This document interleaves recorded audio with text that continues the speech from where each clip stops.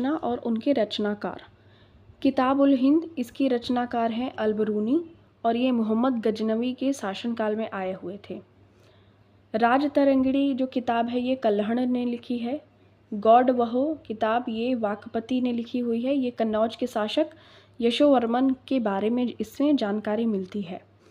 रामचरित ये संध्याकर नंदी है। ये रामचरितमानस नहीं है, ये पाल वंश के शासक रामपाल के बारे में इसमें चर्चा की गई है रामचरित में, और संध्याकर नंदी इसके रचनाकार हैं।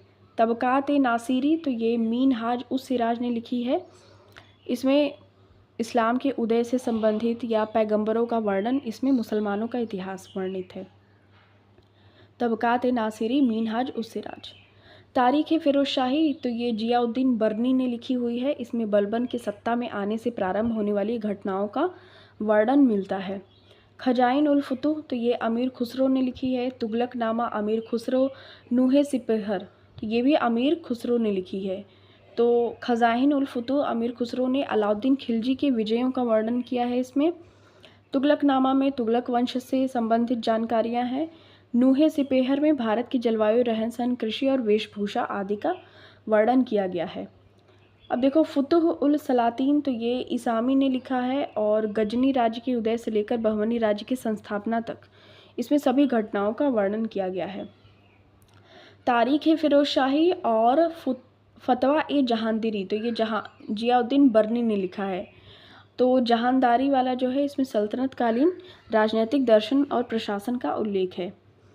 किताब-उल-रहला मोस्ट इम्पॉर्टेंट, ये इब्न बतूता मोरक्कन अफ्रीकी, ये मोहम्मद बिन तुगलक के शासनकाल में आए हुए थे। उनके ही जीवन, प्रशासन, सामाजिक जीवन आदि का उल्लेख है। तारीख़-ए-शेरशाही अब्बास खान शेरवानी ने लिखा है। अकबर के आदेश पर उसी के दरबार में लिखी गई थी। जो भी शेर शाह के शासन के प्रशासनिक कार्य थे उनका वर्णन इसमें किया गया है। अकबरनामा ये अबुल फ़ज़ल ने लिखा हुआ है। इसमें 3 भाग हैं और जो इसका तीसरा भाग है वही आईने अकबरी कहलाता है। पादशाहनामा ये मोहम्मद आमीन काज़विनी, अब्दुल हामिद लाहौरी और मोहम्मद वारिस। तो देखो शाहजहाँ के काल का इतिहास पादशाहनामा से हमें मिलता है देखने को। प्रथम 10 वर्षों का इतिहास काज़विनी ने लिखा है। उसके पश्चात 10 वर्षों का इतिहास अब्दुल हामिद लाहौरी ने लिखा है। तो इस तरीके से 10-10, 20-20 वर्षों का इतिहास लिखा गया है। उसके बाद देखो नुस्खा-ए-दिलकुशा तो ये भीमसेन ने लिखा है। औरंगजेब की जो दक्षिण भारत के इतिहास का वर्णन, मुगल मराठा संघर्ष, इसमें उल्लेख मिलता है।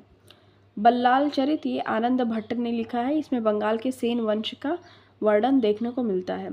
पृथ्वीराज रासो तो ये चंद्रबरदाई ने लिखा है। पृथ्वीराज चौहान और उनकी जो जीवन का वर्णन तथा संयोगिता के संग उनके प्रेम प्रसंग, और मोहम्मद गौरी द्वारा उन्हें बंदी बनाकर गजनी ले जाने, शब्दभेदी बाण द्वारा मोहम्मद गौरी को मारने का वर्णन, ये सब चंद्रबरदाई के द्वारा लिखित पृथ्वीराज रासो में किया गया है।